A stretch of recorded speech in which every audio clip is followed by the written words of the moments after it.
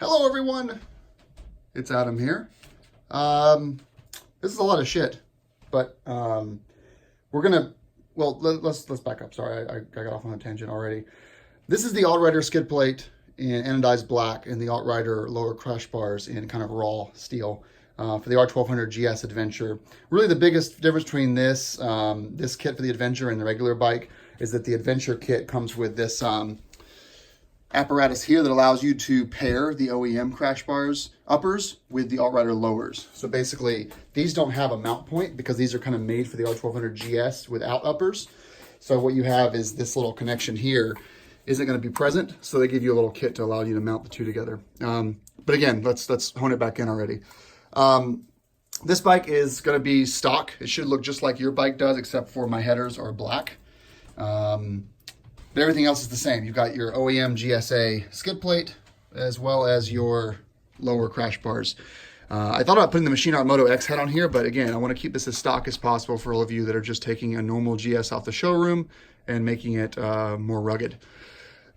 This video is going to be actually two videos in one and then made into two videos, and I'll explain that more deeply here. So this is going to be, there's going to be a really long video, like where all in half an hour of your time and you're gonna have to sit through all of the mundane stuff.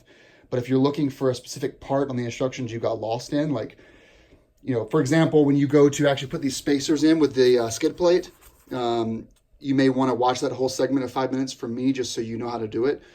But there's also gonna be a condensed version that literally just jump cuts back all the way till it's done in like 7 minutes. So all depends on what you want to get out of this. If you want to be entertained or actually learn something, it all depends on your style. One thing I will mention though is even though these are two different parts, these were ordered together. And when you ordered the skid plate and the crash bars from AltRider together, they forego some hardware that would come if you were to order them separately. So in the past, I actually bought both kits separately for some reason, and I had a lot of extra bolts, and it got really confusing for me. So if you know you're going to end up buying the skid plate eventually anyway, just buy the whole thing, spend the $950. I know that's easy to say rather than doing, and just get it all at once because it just makes the whole thing much easier. And they do integrate really well together. There's nothing saying that you can't put any other skid plate with those crash bars, but they do fit very well together. They share these brackets, and I'll go more about those later on. So let's get into it. The first thing we're going to be doing before I mount this to a tripod is we're going to be removing the, oh, by the way, you guys are being watched right now. So there's a streaming iPad over there that's watching everyone. Watching me live, so for anyone care. There we'll be removing the OEM crash bars. They're mounted up here, and they're also mounted up on the bottom forward there, and then there's one more up top, right above the cylinder head. See it right there? And then you'll also need to unhook this little bracket right here holding the uppers in. The uppers can hang, so you can just keep these T40s completely hooked, sunk into the frame. But that's how you remove the lower. What else should I add? Oh, I'll mention this throughout the video, but when in doubt, apply heat. Well, two things. Yeah, first thing is apply heat, because these are all, BMW doesn't really mean for you to take this crash bar off every other Sunday. So make sure you apply heat when possible, just avoid the plastic areas when you're doing that. Like you could melt this little O2 cable, O2 sensor cable. And then in addition to that, only do one side at a time. And how I know this is last year I basically unhooked all 3 bolts on both sides and I removed both crash bars, and then the engine sunk about 1/8 of a centimeter, and I couldn't line my bolts up, and it took me a jack stand, a floor jack, and a friend coming over to get me out of that shit. And I still ended up cross-threading one of the bolts, and we had to retap it. Not helicoil, just retap it. So do one side at a time. Trust me on this. Once you've actually finished the crash bar installation, that's when you do the skid plate installation. So let's go through it now. Sorry for the long intro, but enjoy. Let's get started. First step is actually some prep work here. I'm assuming, by the way, you've already removed your OEM skid plate if you had one. It's so easy. I don't have to videotape it. First step is actually, instructions here.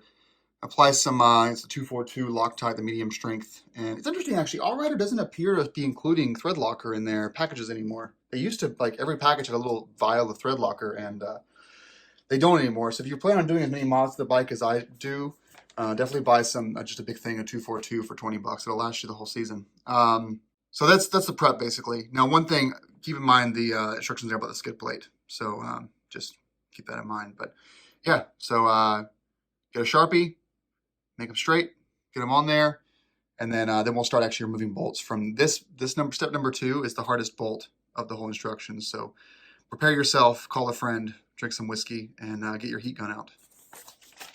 So step 1 prep is done. If you're just doing the crash bars, you can basically mount the brackets to the crash bars loosely, and then you can tighten them down once you got everything lined up. However, if you're doing the skid plate, you'll need to actually tighten these down completely before mounting them up, which means that you might have a bit of an off issue of aligning it with the bike's mount points if you want to do this. So basically the step is just putting the washer on here, making sure it's dead center, and then drawing a light Sharpie around it. Then you put your bolts and your washers through, and then you apply thread locker, and then you're putting it down into here on the crash bars. So basically, as you're tightening it down, you want to make sure that your spacer sits dead center in the line you drew. And this will never be seen. This is on the inside of the bike, so you'll never see this ugly Sharpie long term. But basically line them up, and then let's get some thread locker on it and tighten it down.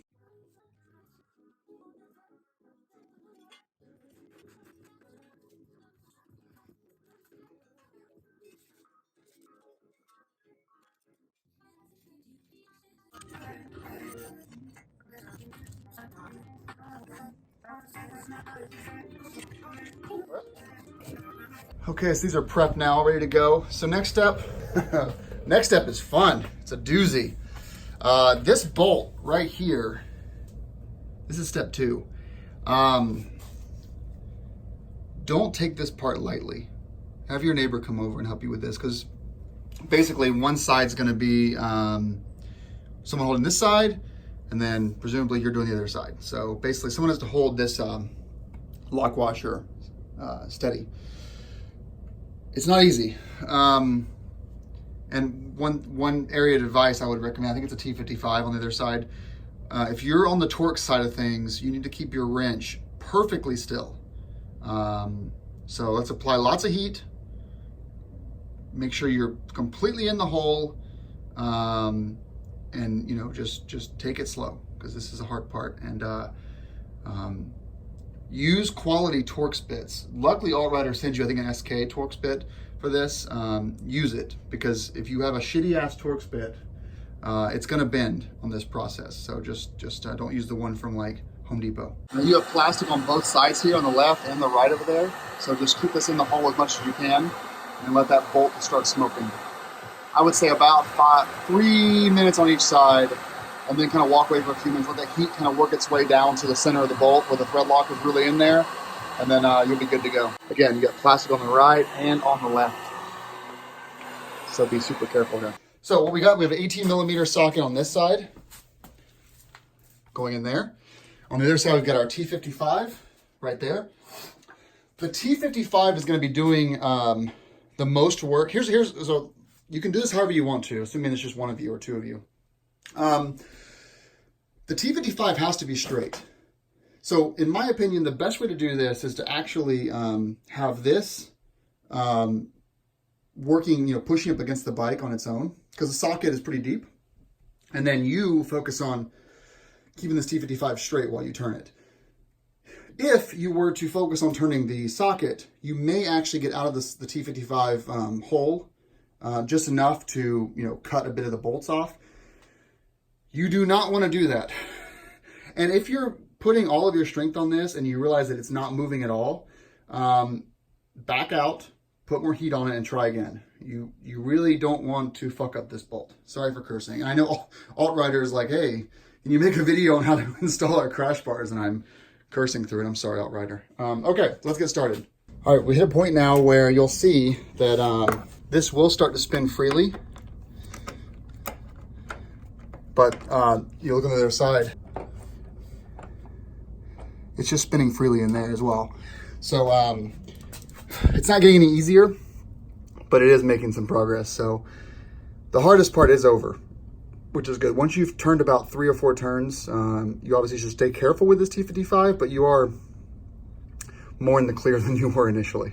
All right, so we got the washer out on the driver's side. So what you can do now is you can take a wrench on the other side or a piece and pull this forward, then you can just grab it right out. Let's give that a shot. We're gonna use this guy here, putting it right in there. Boom, just like that.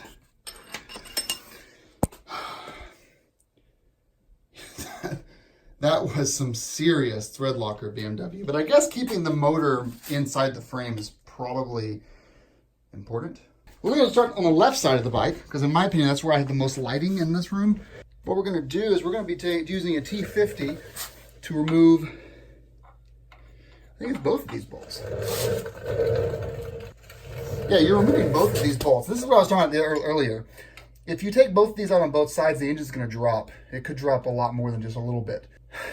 Don't do that. But one side at a time, remove these two bolts. Can't be it. We're also going to be removing the bolt here up front. And there's another one up top that I'll show in a few minutes. This is just a T50 times 4. And I think this is T45 that you'll be using to unhook these as well.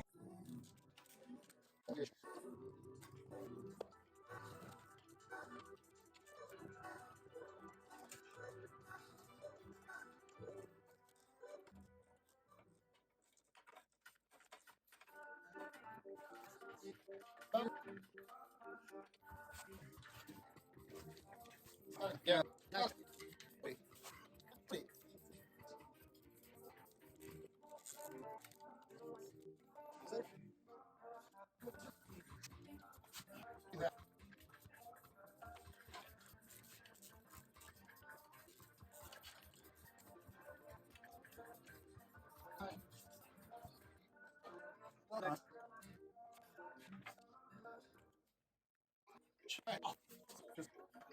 All right, now that the crash bar is off, we can safely remove the second T50. This is the one that's kind of still holding the motor up.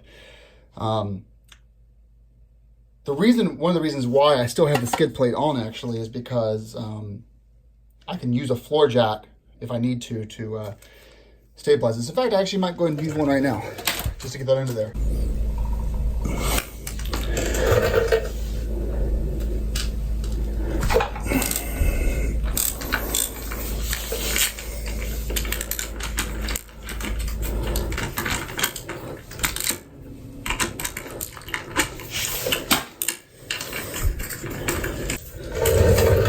Okay, now we've got a very clean workspace here.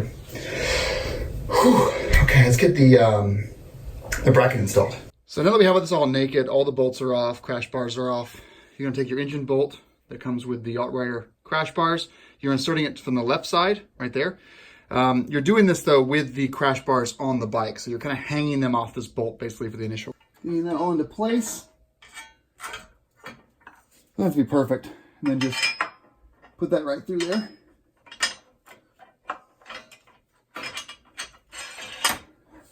And it'll just chill like that for a little bit. That looks good, doesn't it? Doesn't that look good?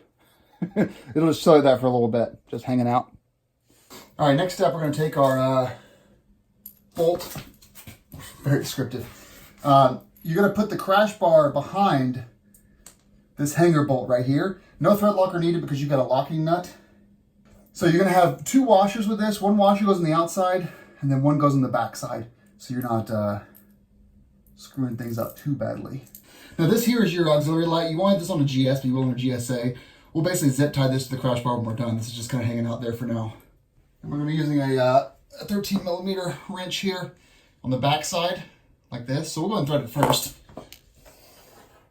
Get it started. And actually, we're not going to be tightening this down just yet. Just get it started for now. Now let's move on to the lower part. So our next step is going to be installing this bracket. You're going to be reusing the OEM bolts. So clean them up and apply some 242 to them. And then you have this new, I think it's M8 or M6 by 50 with a spacer. Spacer is right there. Apply some NICs to it sparingly. And that's going to be going in this frontmost hole right here. There. And this is why you don't tighten up that upper bolt yet, because you want to have the space, the ability to do that. So thread that in first, don't torque it down yet, then thread these in, don't torque them down yet. Then you're gonna hit this with 10 Newton meters of force, and then 50 for the rear bolts. And if all goes well, you are basically done with the crash bar installation on the left side.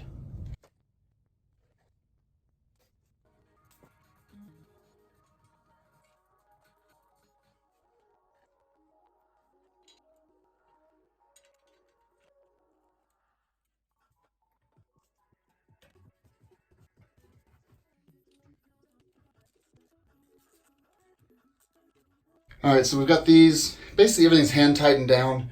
The engine bolt, upper bolt though, is still sitting, just hanging out there. We're gonna go ahead and hit this top bolt right here first with the a size 6 and a 13 millimeter up top here. This is a locking nut, so should be self-sufficient. With the very least, apply our bendy elbow thingy of science. More extensions! There we go.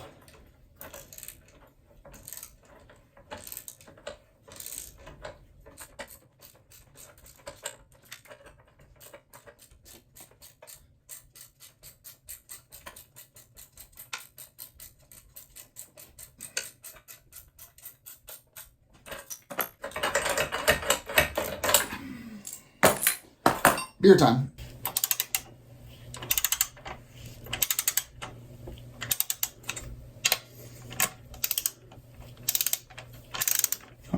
Fucker was still already very loose. There we go. That's all good. Woo! What a beautiful, beautiful crash bar. I love these things. I do think I'll have to remove the uppers though to get this all to line up with the mounts they sell, or the mounts they include to connect the two.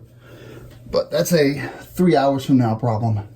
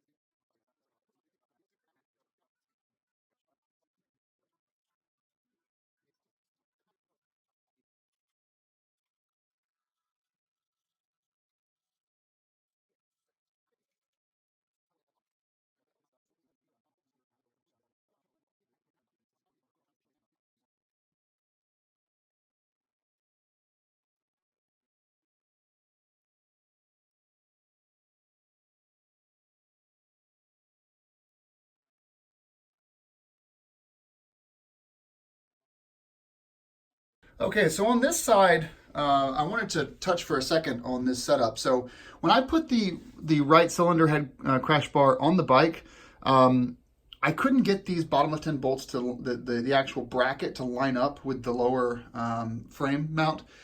And what had happened there was, if you look up top, you can see I actually had to remove the engine bolt because, not remove it, but slide it back because you see how it's pulling us. By having that bolt through, it made this bracket arm stay lower. I think I'll be able to bend this down now. So I haven't torqued everything down yet, but it's all basically tight-ish. So let's go ahead and basically move this down. And I think that will... Oh yeah, we're good. Well, kind of. This one helps to have a buddy. Helps to have friends. There we go. All right, so we're back in. No problem there. So like the other side, we're doing 55 Newton meters in the front and 10 or on the back and 10 on the front. And then this will get fully torqued down as well, this upper bolt. Right there with the 13 and the size 6 Allen. and then we're almost done with the crash bars. So now that everything's torqued down, the last part of this is going to be to use that included engine mount bolt up here and tighten that down. But you're basically done with the crash bar install, and you have nice two little handy mount points right there, and that's actually what's going to be used for your skid plate install. Here's the view on the other side. Nice and clean. Everything's torqued to spec, and they aren't moving. So let's get this engine bolt tightened down, and then we can move on to the skid plate.